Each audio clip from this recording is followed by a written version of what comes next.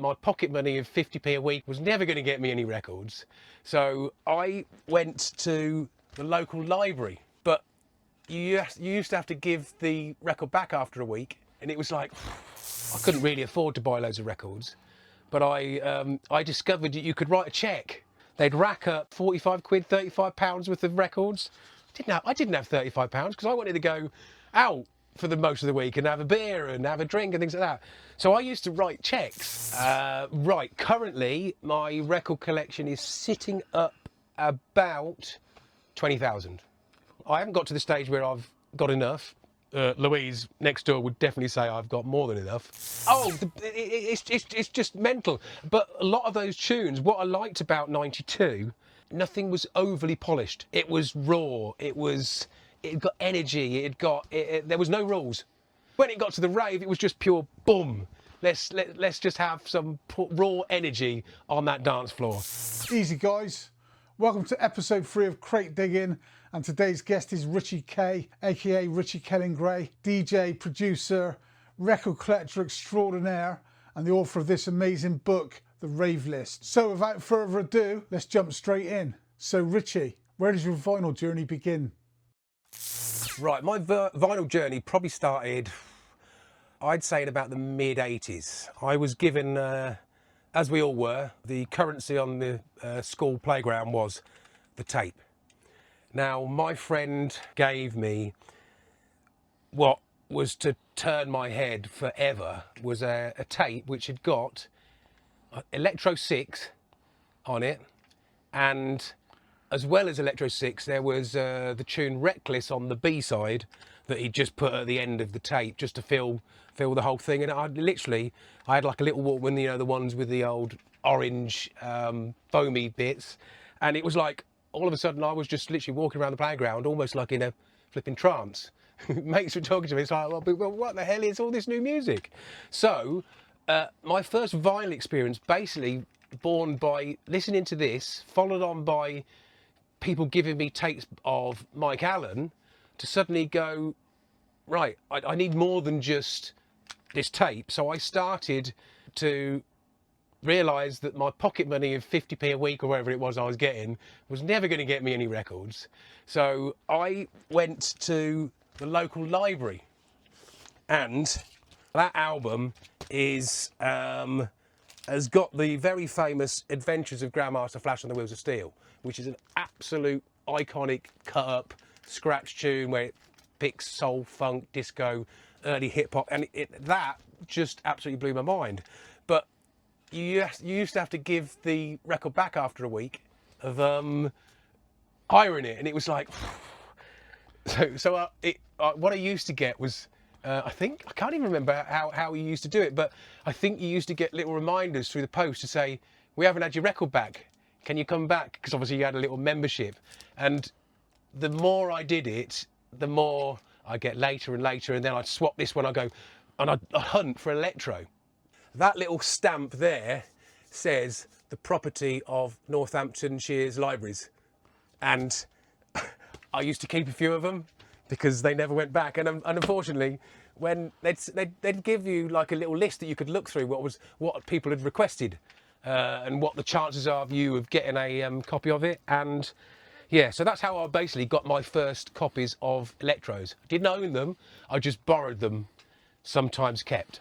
Were you buying records pre-rave, and what was the first record you ever bought? I was definitely buying records pre-rave. I would go into the likes of Woolworths, Boots, many of the usual sort of, I'm trying to think of other places. Revolver Records was the one in Wellingborough where you'd sort of go in, and my dad was into rock and roll, so I wasn't really feeling his style of music, but he was madly passionate about his music, and he'd have his like set up downstairs, and he'd always be playing his tunes. So gradually I thought I'd sort of get in with me dad, and I'd started to buy 7 inches of like records. I know people like Status Quo and all those sort of things, but then I found the sort of early is it new wave electronica sort of stuff you'd call Eurythmics and things like that, like the early albums. So I didn't buy a record as my first thing I actually purchased. I bought the Eurythmics album on tape. which then led on to buying more little 7-inches of like pop music. The first record that I bought was on 12-inch was this, because leading on from the tape that I discussed, you could get this in the likes of Woolworths and all those sort of places, because it was in the pop charts. And but when you actually listen to it, you think that was so far ahead of everything. I think the sampler they used, was it something like the Fairlight sampler, I think Art of Noise used. And I used to listen to, I think one of the other tapes that I did buy at the time was the Art of Noise album. And I literally couldn't get enough of this mental music. This was pre Mike Allen and all those sort of tapes. This was just something that I discovered through hiring things out of the library. But I was absolutely blown away by this. It wasn't pop music. It wasn't like synth pop music. This was something a little bit different. And Moments in Love, obviously, probably is one of the most iconic tunes ever. But that as well, the close-up 12 inches. These were my first introduction to what I class as dance music on vinyl. So what was the first rave record you ever bought, and where did you buy it from? Right, there's two sides to that story, because the first rave record I was given wasn't one that I bought. So we used to, I had a girlfriend at the time called Claire, big up Claire. She had, I think, a collection of, I don't know, 15, 20 records. And out of that collection, she gave me 2 of them. And they're 2 flipping seriously good tunes. Bones Breaks Just As Long As I Got You, and the amazing Quartz Meltdown.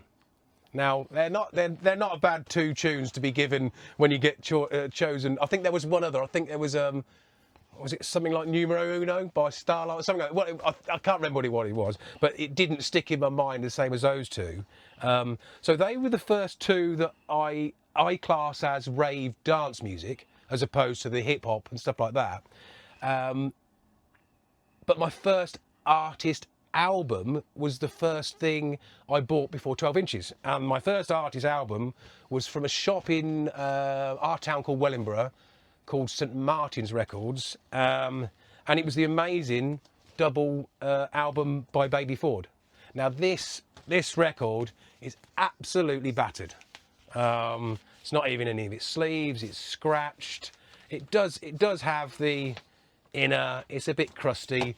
I bought like a perfect copy ever since, because it's probably one of my most played albums. But the difference between this and, say, the compilations that I probably bought very early on, I think I'm trying to think of some of the, was it not Now? They weren't called Now. What were they called? Best of House, I think. Best of House on Sirius Records. Best of House sort of introduced you to some of the early, not rave, they were house, early house tunes that used to be on the show before Mike Allen on Hereward Radio.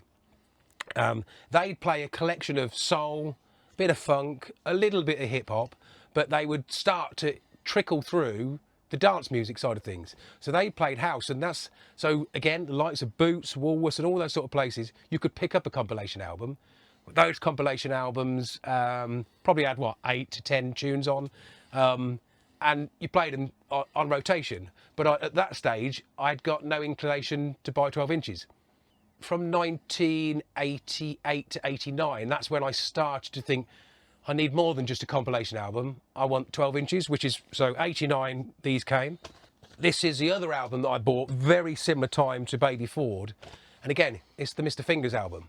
The good thing about these, and I didn't really think about it, they only had, I think this one's got 2 tunes per side. This one's got 3. So you were starting to move from the compilation of like little mini tracks which weren't very loud to something that you could potentially do something with, as opposed to just play. At the stage of getting these, I had a little stack hi-fi system, with the tape and the radio and the equalizer, and I had whose turntable was it? I think it was an old turntable of my dad's or something like that, and I just literally had them next to each other, and I attempted to do my version of just what I'd heard on radio stations, things like that. It was really rubbish. I then started to record bits, and I think what's it called? Pause tape recording, where you used to get the tapes and you'd literally just record on a double tape player. You'd record a little snippet of something, and then you'd go back, rewind, record it again, and again, and you'd start to build up like a little, almost like a mini track. But it was I suppose my first taste of mixing, and I think off the back of that was the need to just get more than just a compilation album. So 12 inches were the things, but it was actually an album that my first 12 inch was in as such. How many records are there in your collection? Right, currently my record collection is sitting up about 20,000. I think it's about 20,000. It dipped because I do buy and sell, but I buy and sell purely to just increase my collection and just collect all the things that I probably never could have. And I'll give you an example of why I suppose you could basically say it's out of control. I mean, if you look at this room, if you did a 360, it's literally wall to wall records. There's a bit of order, which I'll talk about a little bit later, but in here there's probably about 14,000, and it's like my little cocoon. I get in here and it's like warm. There's absolutely no heating in here whatsoever. Doesn't need it because, well, it does on occasions when it gets really cold, but it doesn't need any heating because I suppose the insulation is that thick. So yeah, currently 20,000. Cool. I did buy a collection off a very good friend of mine, Chris Bad Habit in France. He was downsizing and wanted to get rid of some of his tunes. So I'd got a little selection of house from the early 90s that I never had. So I have now got a nice new 700-800 record collection of just purely commercial slash club house tunes, which are banging. So yeah, I'm always adding to my collection. How are they organised and how do you find stuff? Right, how are they organised? I'd probably say very badly, but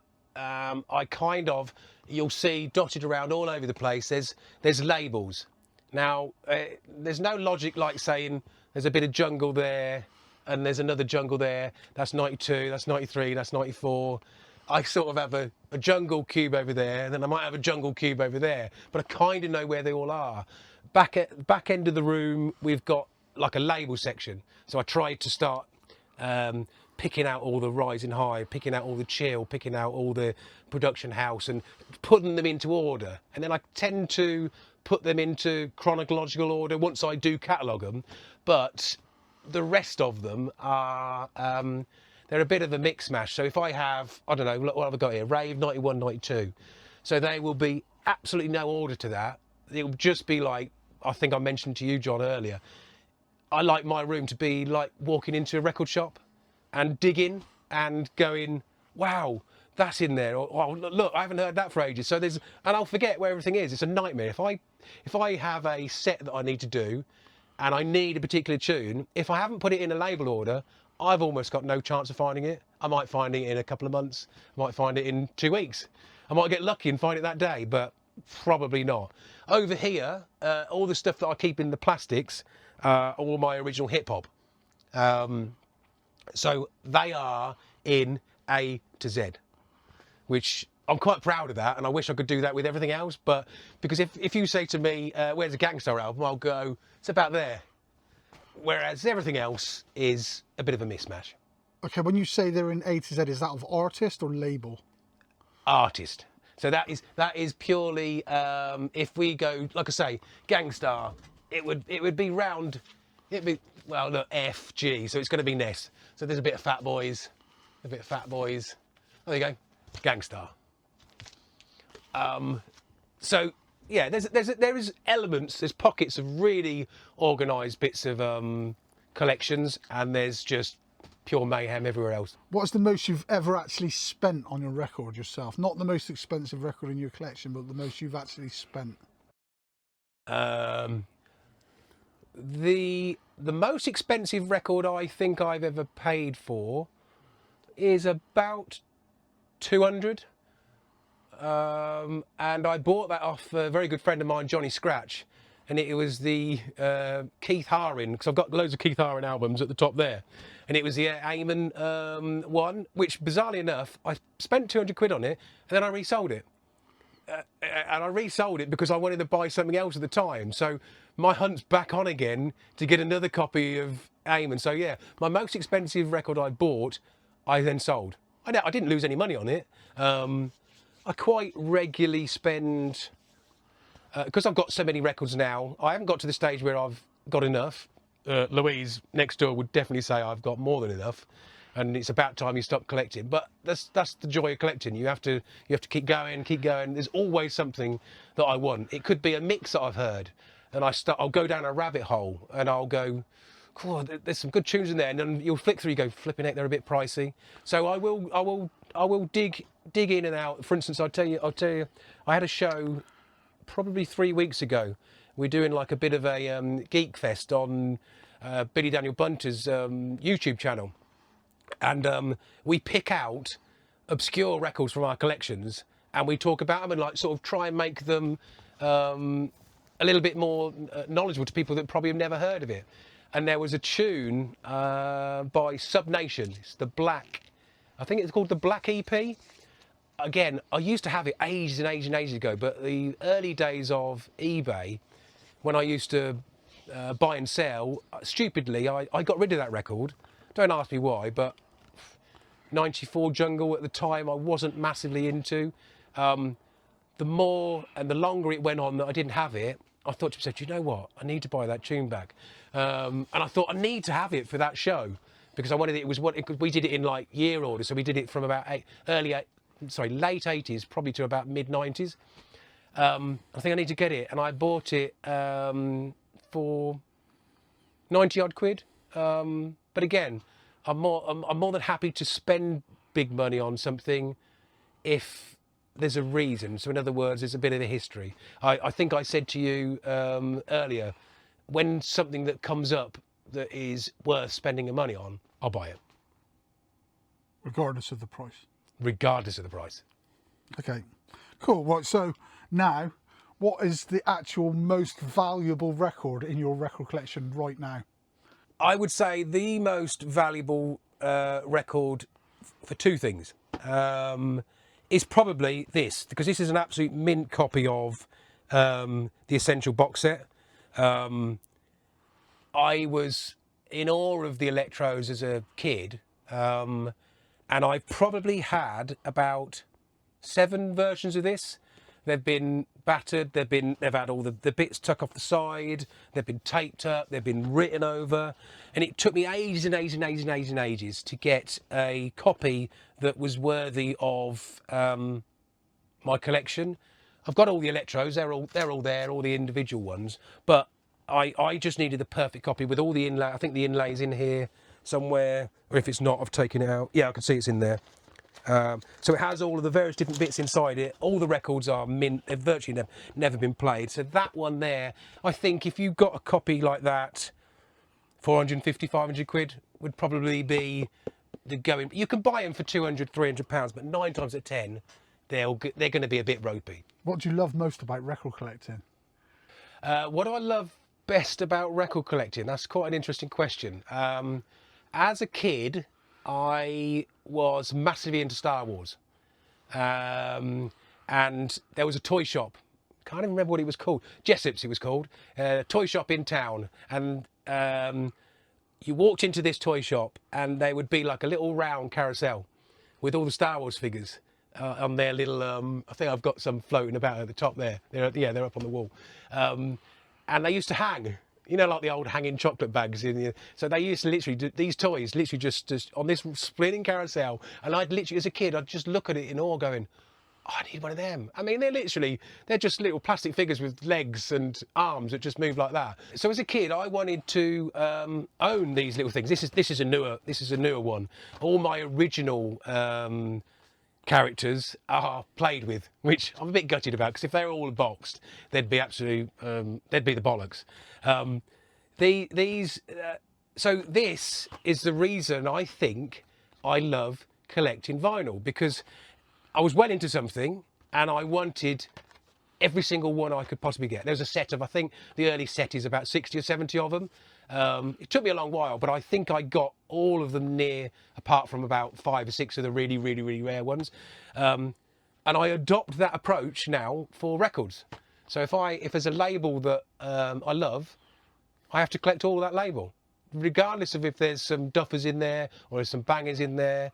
I even go to the stage where I'll show you a little bit later, but I have about 200 or 300 records at the end there. They're not even opened. They're all sealed. Right. I don't feel I need to play them. I just feel I need to own them, and I just feel, and then I'll play them. Sacrilege, I know. I'll get some hate for this one. I'll go and listen to them on YouTube, or I'll go and listen to them on something silly like that. But I've actually got the physical copy in my hand that I can look at.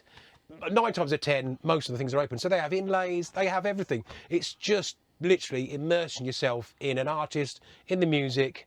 They're tangible, you can touch them. There's nothing better. So I would definitely say I'm a serious collector on many different levels of. I've got huge amounts of magazines. I collect magazines. I collect records. I collect CDs. I collect tapes. I collect flyers. Literally, there's not many things that are related to the dance music thing that I don't collect. What's your favourite era of music and why? Right, my favourite era of music spans 3 years. And there's a reason it spans 3 years, and that is the 1988 period to the 1990 period. It's when I first discovered dance music, which would have been summer '89 really, properly. I'd heard dance music prior to that, but I was still massively into my hip hop. So I hadn't formally sort of almost left the hip hop scene and divulged every ounce of my energy into the dance music. So I was given a tape of this 808 State New Build from a guy called Mark Taylor, and he gave it me on a tape, and we used to play, is it ping pong? Yeah, so we used to be in a ping pong league. I don't think it's called ping pong, I think it's called, can't think what it's called, but Table tennis? Table tennis, that's the one, right. So we were in a table tennis team that used to, tour companies, because his dad worked for a company. And I can't remember playing table tennis. I can't remember anything about the game. All I can remember is going with my Walkman, listening to that. And that album is such a special acid house album that I think ever since then, I never looked back as far as dance music. So the reason I like the 88 to 90, because it encompasses the house, the acid, and the emergence of the breakbeat into the rave music. So everything went spiraled into lots and lots and lots of different genres, which I discuss in my book, when the scene exploded into your rave, your techno, all the various different styles. But this acid house, and I suppose bleep really, they are my go-to styles. Pull out some records from that era and tell us a story about them, or tell us why they are so special to you. Okay, right. Okay, this is a very special album to me. It's by a guy called Uncle 22. Now, forgive me if I'm wrong, but I think Uncle 22 played on Fantasy FM, pirate radio station. And going back to when I stayed at my mate's house in Wood Green, I'd tape everything. And Uncle 22 did a late night acid house show.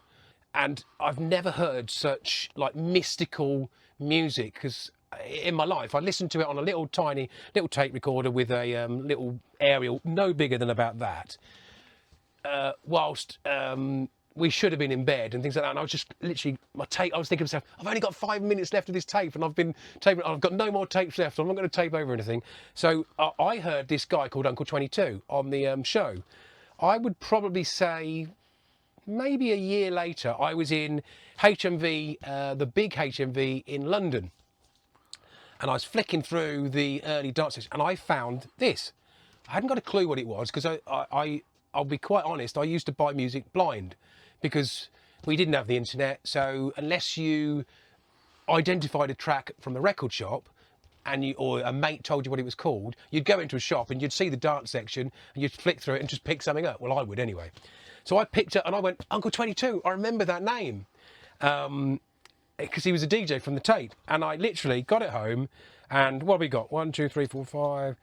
There's 10 tunes on this. And it is probably one of the most underrated albums of that era. It is so special. I think it also came with it because this was what I liked about it as well. It's like stickers on it. There's a version on Discogs where there's a picture of the face on the front, not that version. But it's brilliant. It's early UK house music with a real UK flavour compared to like the Chicago sort of stuff. That is an absolutely special. If you don't own it and you love acid house, you've got to buy that. Okay, so let's move on a little bit. We'll go 1990 now. So I'd loved the acid. I'd loved all the early house stuff, and I all of a sudden started raving. My first rave experience would have been in about March to May 1990. We used to go to the local pubs, the local youth clubs and all those sort of things. So we'd hear like dance music, acid house or flavours of acid house, but they were probably on the more commercial side. Got to about 11 o'clock kicking out time, because by about 11:15 I don't think you could be in a pub around about that sort of time. So we got kicked out of the pub and we were just about to go to the Chinese, and a green Datsun drove up the road with two guys they were local guys. I can't remember who they were. So they said, why don't you come over to this place called ESP? We went, what's this place called ESP? And it was a club called Castaways, which is on Soul Drop Lane, which was between Rusden and Bedford, which was not very far from us because we lived in Wellingborough. We thought, well, let's give it a go. On the first one we've got here, it says DJ Neil, ESP, Chris and Barney, Amnesia, and Evil Eddie Richards. Now, legendaries. But we didn't really read that. We literally went, oh, it looks cool. Let's just give it a go. And we turned up on the first night, big queue, standing outside. Got into this. I suppose it was like a club. It was nothing like the local club in town. It was just literally like a shed with a seriously low. So you'd walk in. It was jet black. The music was literally pounding. The roof was, you could virtually touch. It was jet black everywhere, fog, probably 1 or 2 lasers, and this amazing amount of music was just throbbing out of the speakers. There was a bar to the left, but again, it was like, we were beer monsters at the time, so it was like, let's go and get a Stella, or let's go and get a Red Stripe, or whatever it is. But that was the first flyer that links me to the new style of music. I discovered a record shop in Leicester called Sneakers, which was, I think it's called Silvery Arcade. So it was just through the market, it was upstairs. It's quite funny actually, because I used to work for Barclays. Never had any money at the time because it was my time of my first job. So I couldn't really afford to buy loads of records. But I discovered that you could write a cheque, which seems quite alien nowadays. So you'd go in, they'd rack up 10 records. I don't know what 10 records cost us back then. Average UK price, £3.49. Probably if you got the odd import, about £5. So say that was 45 quid, £35 worth of records. I didn't have £35 because I wanted to go out for the most of the week and have a beer and have a drink and things like that. So I used to write cheques that when I worked at the bank, because I was like a junior, you had to type in so literally if somebody paid a cheque in, you'd type in £50, blah, blah, blah, account number, blah, and it used to debit that person's account. I used to see my cheque come through that I'd spent 3 or 4 days earlier at Leicester, and I used to think to myself, shit, I'm going to get such a bollocking, because you weren't allowed to be overdrawn if you worked for a bank.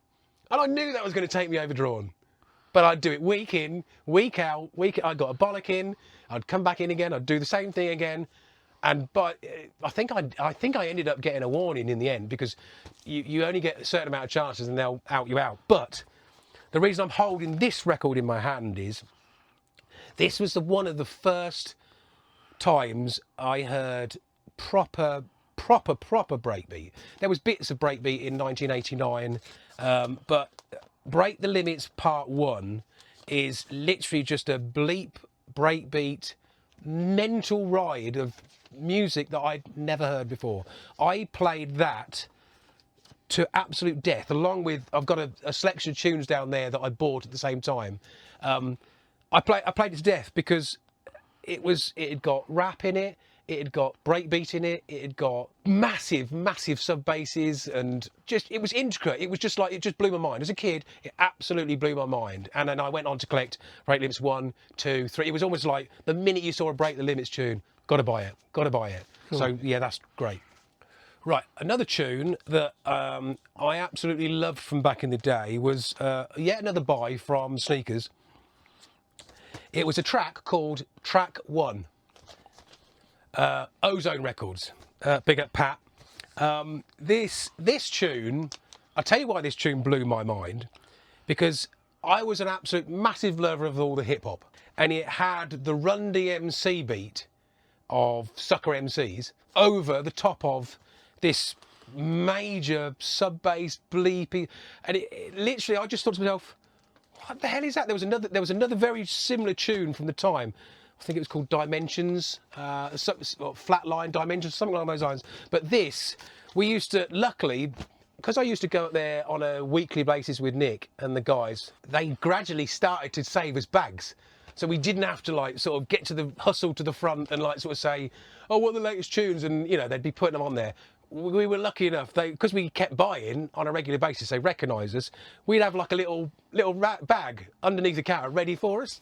There'd probably only be 5 or 6 tunes on there, but it was great because we'd beat the system. We'd got tunes that weren't even being fought for, if you like, on that day. And this was in one of those bags. Right, okay, so the other tune that was in the same bag is yet another one. It's called New Age Technology, again on Ozone. These 2 tunes were just part of that. Well, I found out later that there was loads of labels that were starting this. You had Warp, you had Chill, you had all these labels that were coming out with this UK sound of just huge sub basses, elements of hip hop with the break beats, all these bleeps, clever uses of samples. I mean, the Dimension one, I always remember, it was quite like a demonic tune, but it had got like pad sounds that I guess were things like from a Korg 1.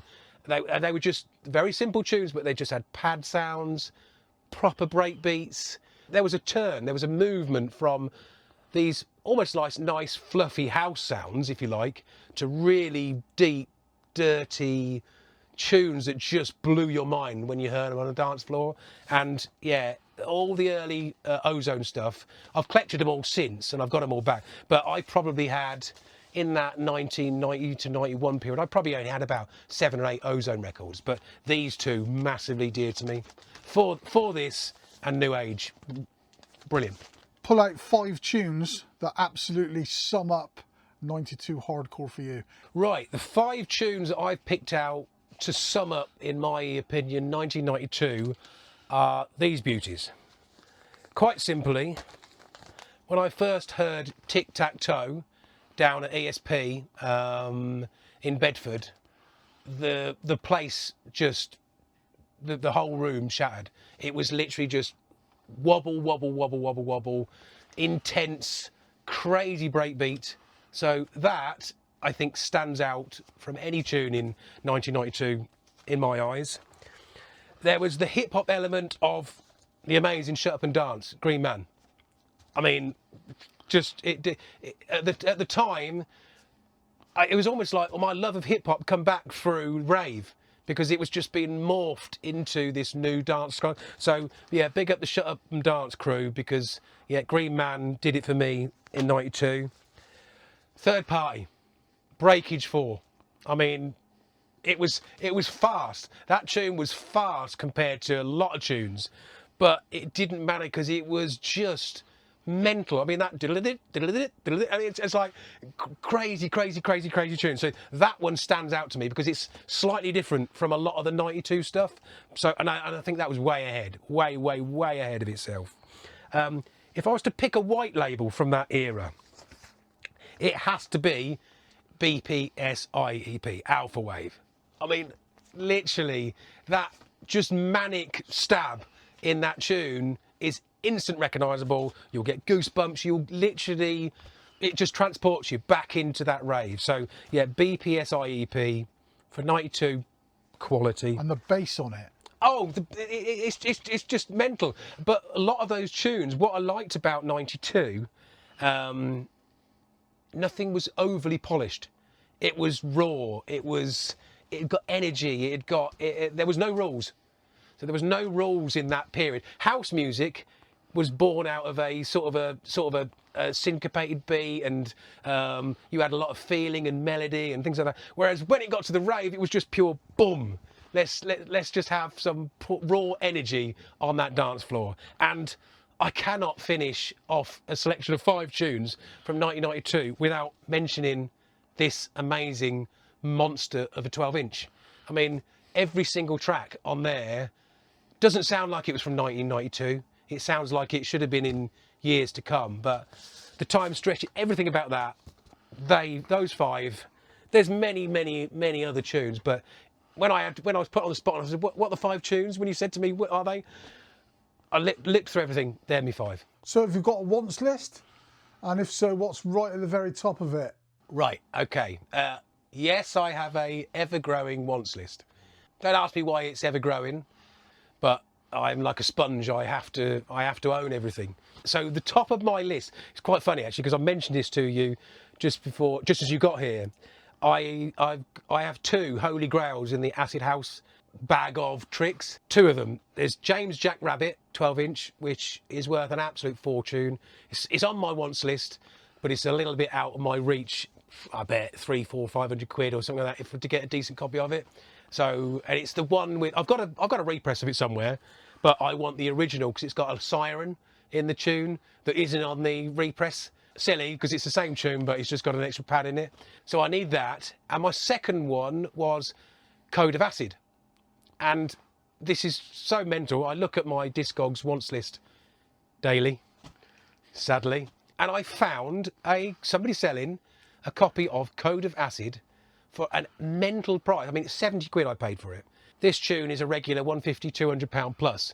I used to own it years and years ago, probably sold it for about a £5, but that tune it's worth a fortune, and it was at my top of my list, but I'm glad to say I actually got it. There's loads of other ones. There's a very early, I think it's Lego Feet. That's a pricey one. That's really high up. It's I don't know what you call it, but it's abstract, it's IDM, it's early Auteca basically.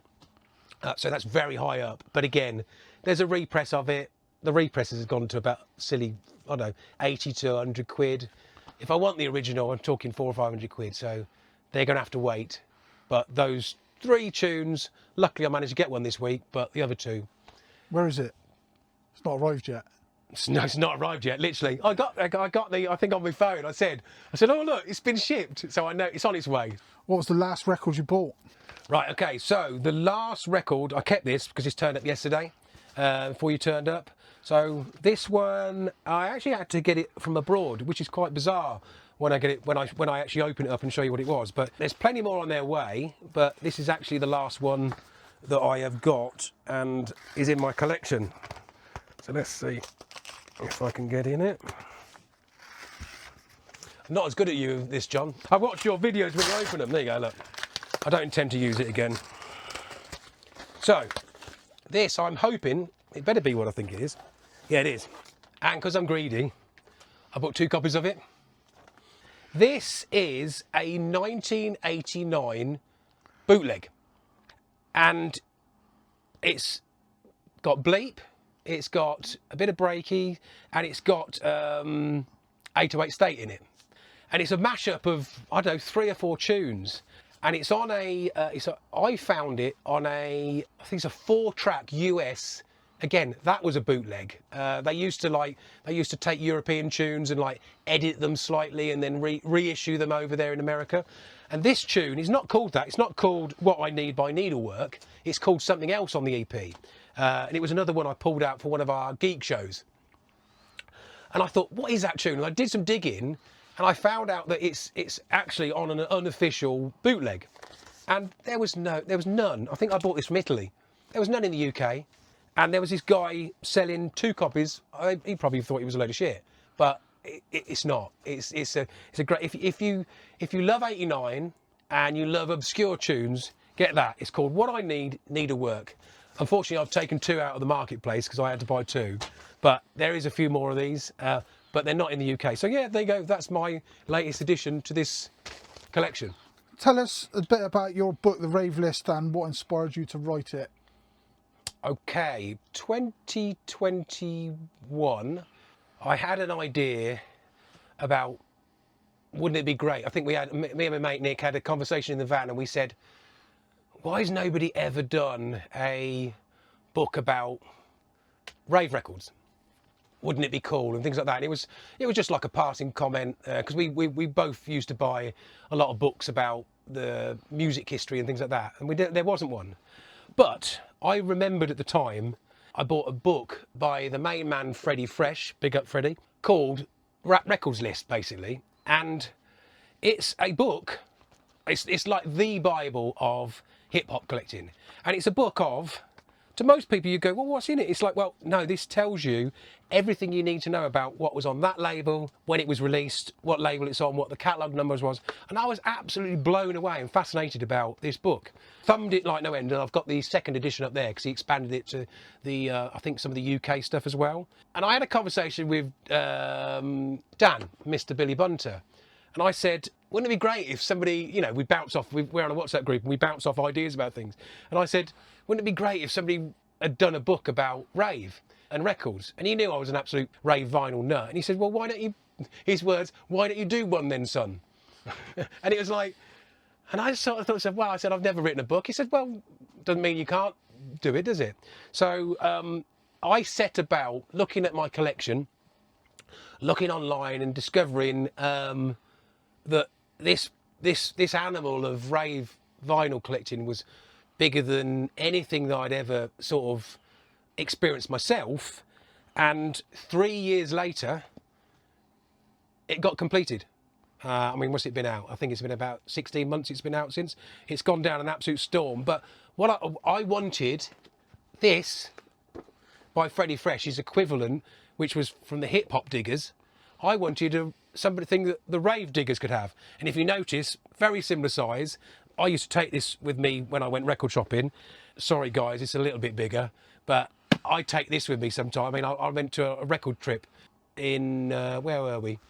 Brooklyn, New York. Me and Lou went to New York last year, and I went record shopping quite often. And I took my book, and I use it to reference, and I'll have a little note. This not in this one, but I've got a very used one with notes, thumb marks, and things like that. And it's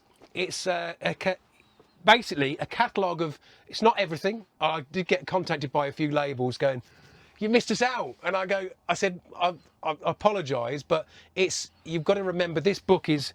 And I think this was probably the same way as Freddie's was. It's based on your own collection, and it's based on what you discover and you found. I think I've probably got about 95% of the stuff. But this book is not just about the vinyl. I've included stuff about the pirate radio station. So everything connected. So why I got into the rave scene was through pirate radio. So there's a section in there, pirate radio. There's a great interview in there from Nicky Back Market about his record shop. There's Nookie in there as well, who's about his record shop days. There's pirate radio station archives from a guy called Peter Stapleton, who used to be on Sunrise. So I sort of, as well as doing the catalogue part of the book, I wanted to tell my little journey, my story into why I got into it. So it includes a bit of flyers, it includes a bit of pirate radio station, it includes record shops, it includes photos of the artists and what they looked like back in the day. It includes like my little mini rundown of 25 tunes from 88 to 94, and then it's literally just an onslaught of A to Z record labels and their catalogues, some features, some stories. There's all sorts in there, but as well as the old school rave that we all know and love, myself and you, John, were very heavily involved in a resurgence in the 2000s, which I know everybody calls it something slightly different. I used to call it hardcore breaks.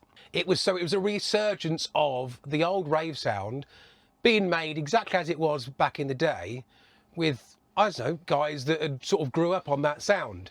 And it was a very, really like niche, small, vibrant scene. It didn't ever get very big, but that's how I sort of connected with all my sort of future friends on the music scene. So I had to include a big section in the back on the hardcore breaks, because that is so important. Nowadays, there's quite a vibrant scene of the resurgence of the new music. But back in the mid 2000s, it was very niche. It was very small. But those were the guys that kicked it all off.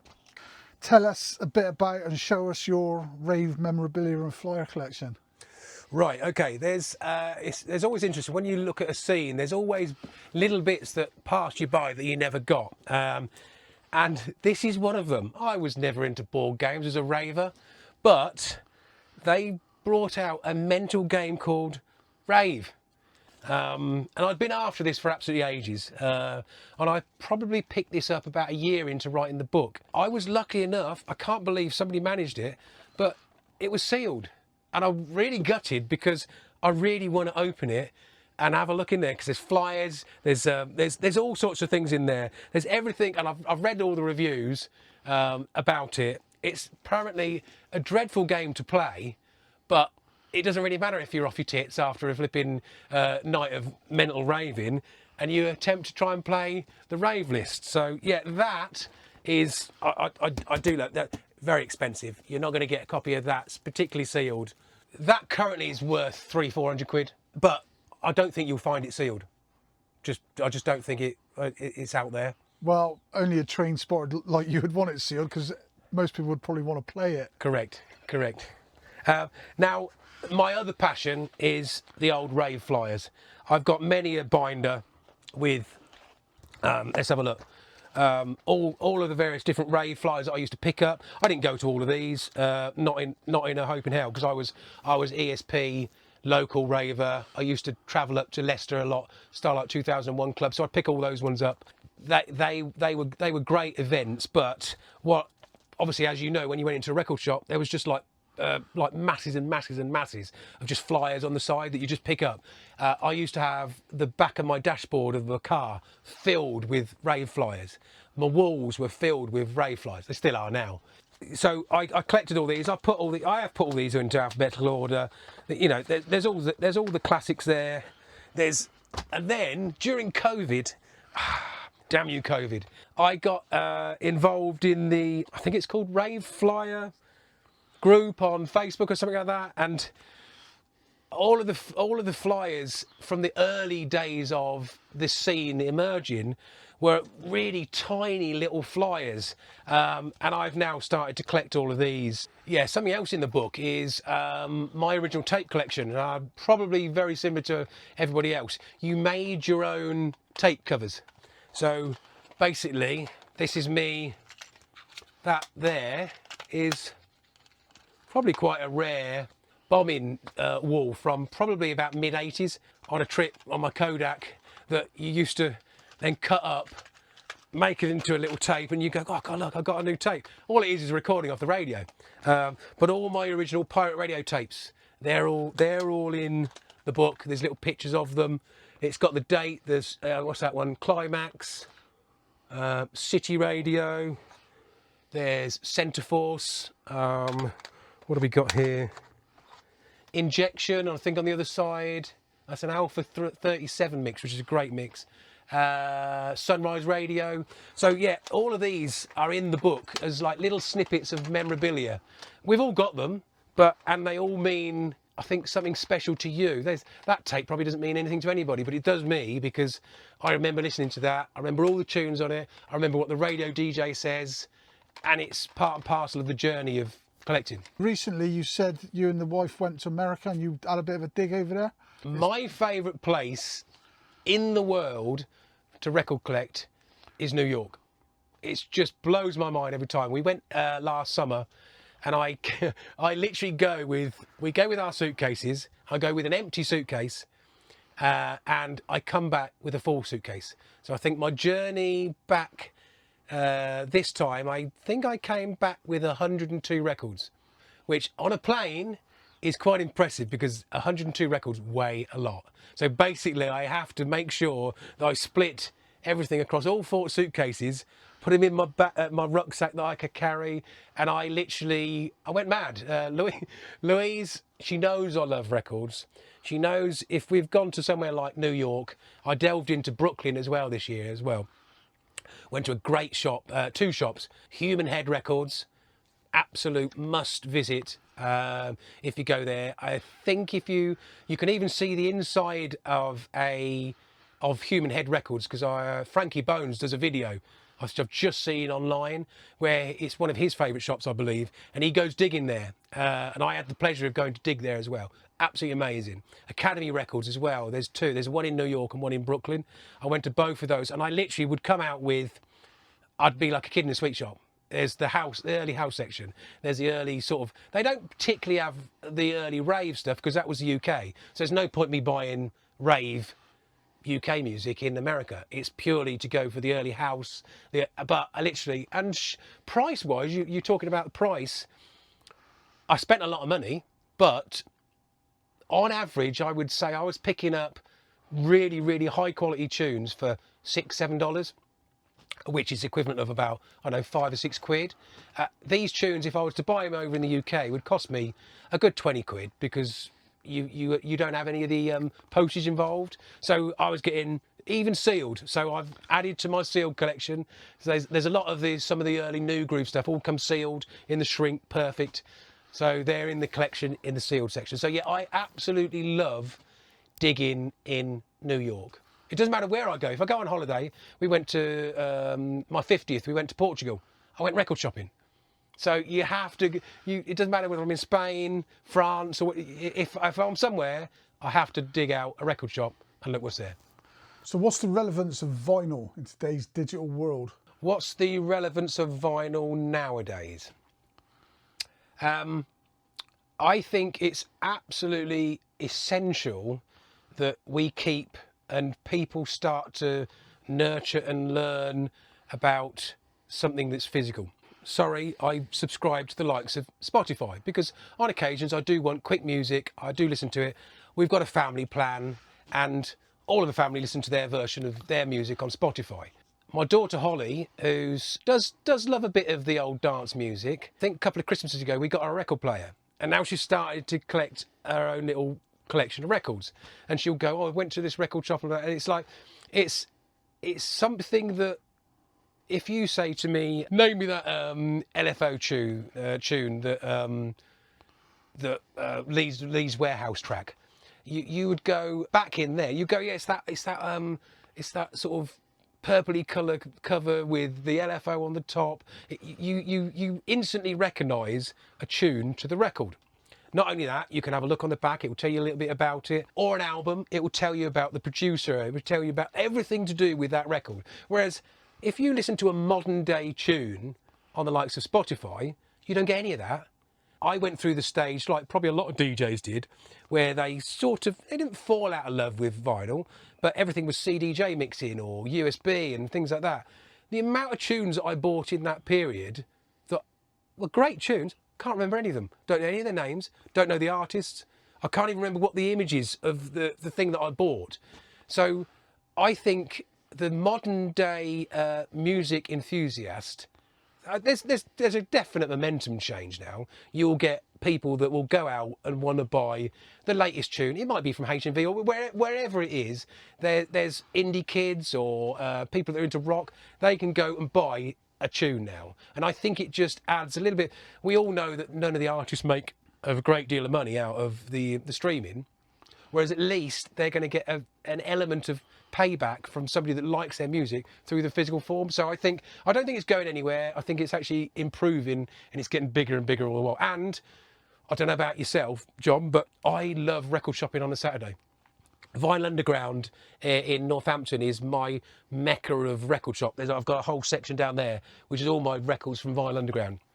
I go there every week to either see the guys, meet people there. It's a community thing, and there is nothing better. And it's brilliant when you see the younger kids there, flicking through the records, having a look, say hi. You sort of you break down barriers of age groups, and then you'll see them in the pub, or you'll see them when you play live in the local. So I think it's part and parcel of establishing artists and keeping it going for the future. Keeping it real.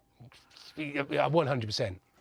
Okay, so you're also a producer. You go under the name Strange Rollers. What's your first vinyl releases? Right, my first vinyl release was a white label. I did myself under the artist Kel, K-E-L, and it was called So Fine. It was self-funded, cost me an absolute fortune, super green, never saw a penny out of them, so probably lost about 1,200-1,300 quid. I think most of the records ended up going to America. I think a distributor sent like 200 of them over to America. It's like, why would they do that? I don't know. But anyway, it was a very old school style jungly track. It sampled Whitney Houston, So Fine, with Major Aim and brother breakbeats. And it did well. It got acknowledged in DJ Magazine and Knowledge Magazine. I got a good review from both of them, which was great. But what led on to something that it would have been very interesting if things had been different. I got contacted by Kazra. Kazra runs Critical Records, which is an extremely high profile drum and bass label nowadays. But back in late 90s, early 2000s, I was their first release. There's only, these are not even on Discogs. There's 75 of these pressed, I believe, and he sent it to me. It was me and a guy, I think he's from Wales. He was called Keltec. I had to change my name from Kel to, what did I call myself? I called myself Catch. Don't ask me why I call myself Catch. But I did a tune for him called Dreams of Holland. And there is, I suppose, it's my first ever proper release. It didn't actually get out into the shops, but this was their Critical Records launch record when they basically first incepted. And there's a track called A Catch, Dream of Holland. So there you go. Read us a bit of that press release about your tune. Okay, it says, Hot Off the Press is the first release from Critical Recordings, a brand new label specialising in drum and bass, future funk. The 12 is a split release showcasing talents of two blazing new producers. Catch, Dreams of Holland, this is my tune. Eerie samples combined with chunky classic D&B breaks, phasing bass makes this tune a solid roller. Tune that builds and builds to a dramatic floor-shaking finish. Definitely one for the heads. And it's basically got big amens in. It's got, I used to have an Access Virus keyboard, so the sounds in it were really booming. It's got screechy noise. So basically it's a nod back to rave days, really, but in a drum and bass. But yeah, there you go. That was my first official release that didn't get released because it was the launch 12. But yeah, there you go. Tell us about the vinyl project that you're working on at the moment. Right, okay. The most recent vinyl project I'm working on at the moment is a series called Edits. And they're called Acid House Edits. Currently, we've had Acid House Edits 1, 2 released. Volume 3 is coming out in February this year. We're just waiting for it back. The test press is back as we speak. These are a throwback to my love of the original 88, 89, 90 period that I said earlier that I literally is besotted with. So, what I did with Edit Volume 1, I wrote everybody a letter to say what it was like about, you know, what it was like when you were back in the day on you were around the M25 and you were going to your rave. A little bit of a nod back to your membership cards. So when you were part of a rave, you'd have to put your name down, you'd be given an issue number, you'd have to put your date of birth, and you'd have to prove who you were. And then the record. And the record is basically a white label with some stamps. Who doesn't love a good stamp on a record? So we have the edit stamp. We have my love of Keith Haring on the flip side. So it shows my love of everything else that I love. And this whole project came out of a conversation I had again with Dan when we were discussing music, and it was, wouldn't it be cool with this new artificial intelligence stuff that you can get, that you can, we almost like remade all of the classics, but we didn't just like remix them or something like that. I said, well, why don't we fuse all these tunes together? So I'll take a beat from a old tune, with a bass line from another tune, with a vocal from something else, and a snippet of this vocal from there, or a synth line from something else. Fuse them all together and seamlessly make them sound like an old set that nobody's ever heard.